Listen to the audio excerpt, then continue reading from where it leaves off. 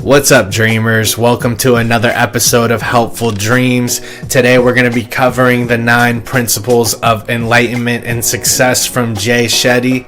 Shetty is a vlogger and motivational speaker from the United Kingdom with roots in India. He is a globally known face who rose to fame and popularity with his extremely knowledgeable vlogs and HuffPosts. He is widely known as the urban monk and has a huge following between social media sites. He is also a host and a writer and has touched the hearts of millions of people. His first belief on the path to enlightenment and success is not to push yourself too far too fast. He believes that especially if you're kind of floating aimlessly and not sure where you want to go with your life, that it's important to push yourself out of your comfort zone to try new things. And then he stresses that when we are trying new things, we have to have patience with ourselves. If our goal is to become a professional race car driver, we're not going to jump into a car and race the Indy 500 right away. We're going to start by looking into the topic and taking small steps to get better and better until we're to that point. A lot of people avoid jumping into new endeavors that would push them further in life because they think that everything has to be perfect right away and that the career that they choose has to be the one that they stay with forever. But it's important to just try new things because you never know what you'll find. You might find a new interest or a new career path that you never have thought of before, really. Or you could try out something that you truly desire and find out that it's really not what you want. It goes both ways. And so it's important to try new things, especially if you're in a stagnant mode of kind of not knowing where you want to go. Just pick something to start and start there and be patient with your learning. He also believes in the art of slowing down, and this may seem counterintuitive when pursuing success, but it's important that we take a step back and look at the bigger picture, and slowing down can also stimulate more creativity. It's during times of rest and reflection that we begin to put together the pieces and look at things more objectively from an outside view where we can see the whole picture and put it together. If we don't take time to intentionally slow ourselves down periodically for rest and reflection, then our body will begin to do this for us in the form of anxiety and also lower levels of energy. And so slowing down is actually a great technique for regulating our energy levels and being able to control the times where we can feel inspired and motivated. And so it's super important to take a step back, look at your life, and know when to rest. He also believes that in order to stop procrastination, we must first ponder on why the procrastination is happening. A lot of the time when procrastinating, we'll feel a lack of energy and motivation to do a task, but this could be caused by us not having the proper structure in place to complete the next task.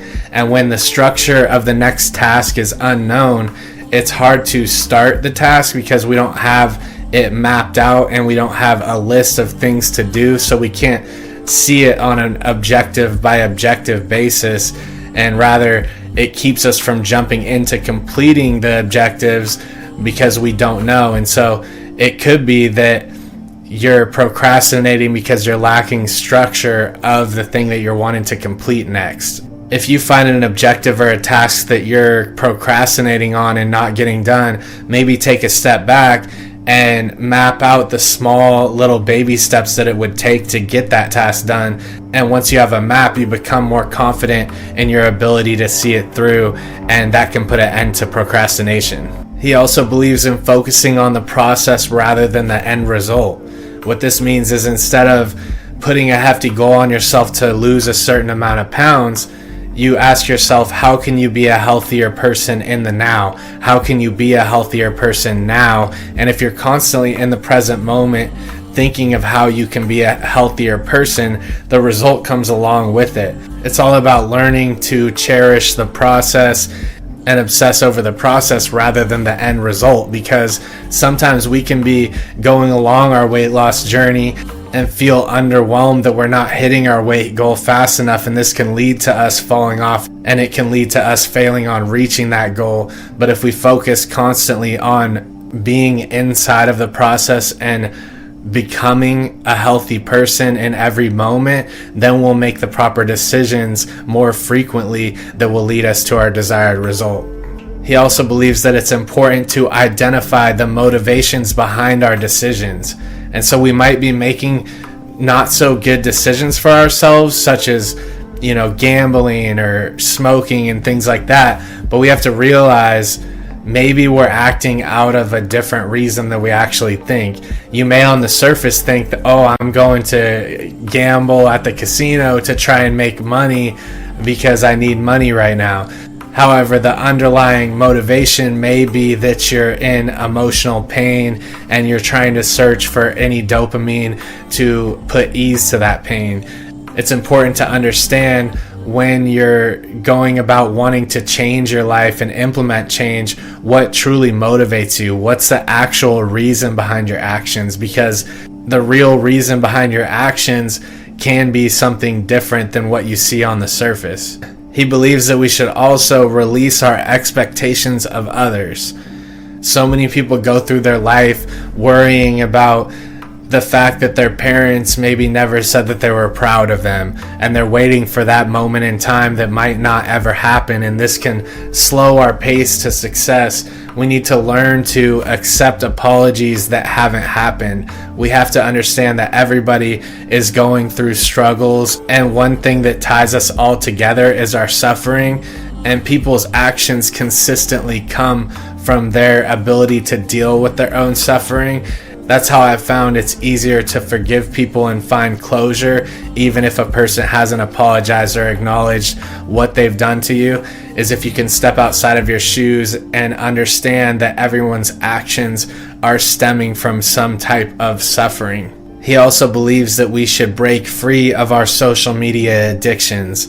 Now more than ever, people are consuming information faster than ever, and we're exposed to every type of emotion under the sun. 1 minute we could be looking at a friendly cat video on our social media feed, and then the next we could be mourning someone who passed away.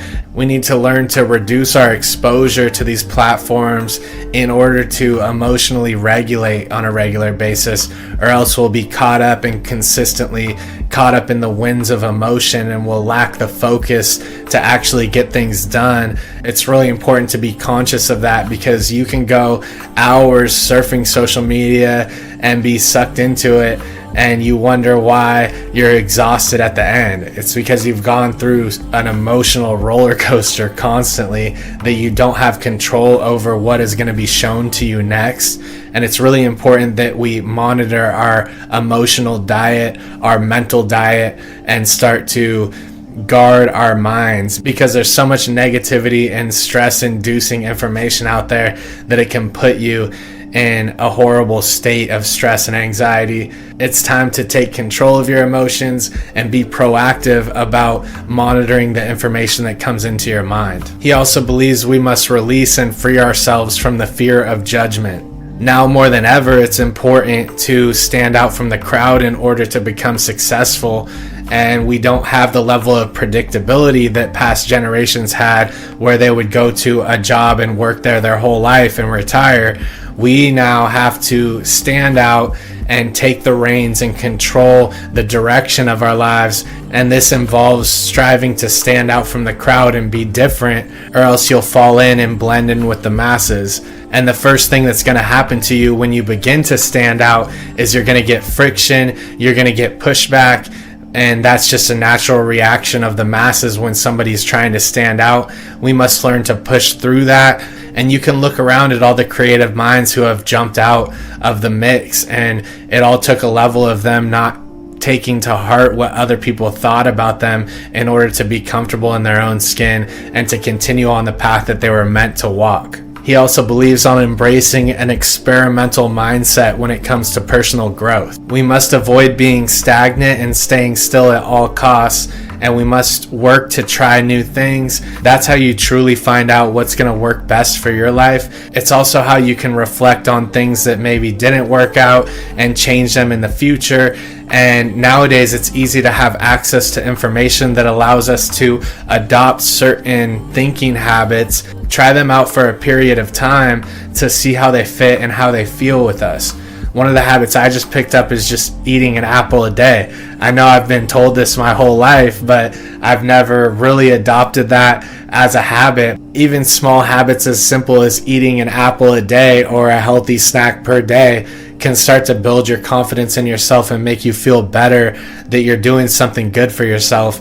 And it's the small things that all add up to make the bigger picture. We do that by implementing small changes, doing them repetitively, and seeing if they work out in our life and paying attention to how they make us feel. That way we know if we're down on a certain day, we can rely on just sticking to the routines that make us feel good in order to stay on track and maintain a positive energy level. That concludes our time for today. I wish the best for each and every one of you. Thank you so much for coming by the channel, and I'll see you on the next one.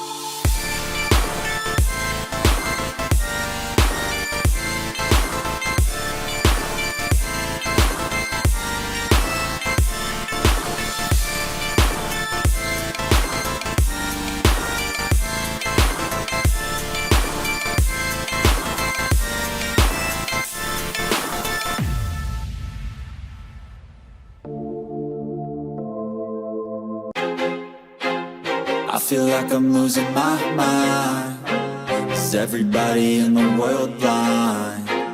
Please, Lord, give me a sign, a sign. I feel like I'm losing my mind. Is everybody in the world blind? Please, Lord, give me a sign, a sign. I wanna be the greatest. Everybody on the fake shit. I look around and feel like everybody is the fakest. I make this every day and I'm impatient, hoping one day I blow up from the basement. Statement, the top is so vacant. I don't hear shit that I think is amazing. Waiting for my day when I'm playing sold out shows for 1,000 faces. Hey, give me that crown, get in my way and to be put down. It ain't your place, all this my town. If I want that shit, then I'll get it right now. I'm losing it, the noose it fits. I'm losing shit, a stupid myth. You choose to live or choose to dip. You choose to fight or lose your grip and lose a gift. I feel like I'm losing my mind. Is everybody in the world blind?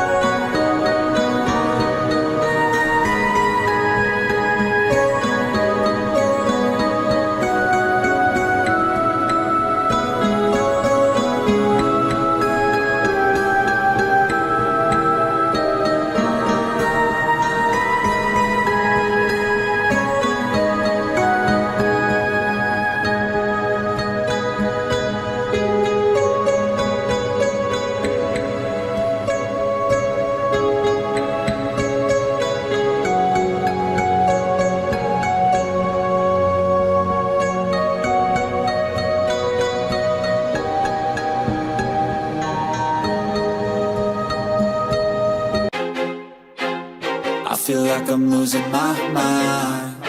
Is everybody in the world blind? Please, Lord, give me a sign, a sign.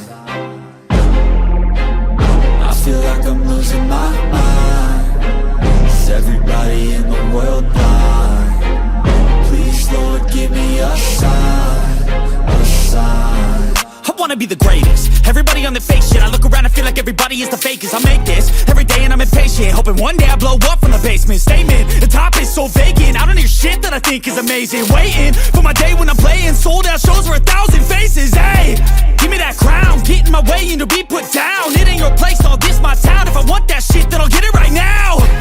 I'm losing it, the noose it fits, I'm losing shit. A stupid myth, you choose to live or choose to dip. You choose to fight or lose your grip and lose a gift. I feel like I'm losing my mind. Is everybody in the world blind? Please, Lord, give me a sign, a sign. I feel like I'm losing my mind. Is everybody in the world blind? Please, Lord, give me a sign, a sign. Yeah. There's no mercy in this world, just hunger-thirsty persons in different versions. Each new update, that shit worsens. Why? Pull back the curtain and you'll see the different vermin. We all have different burdens that all seem to cause disturbance. Yo, so do me a favor, don't treat me like a neighbor. Don't need the different flavors of your problems just to savor.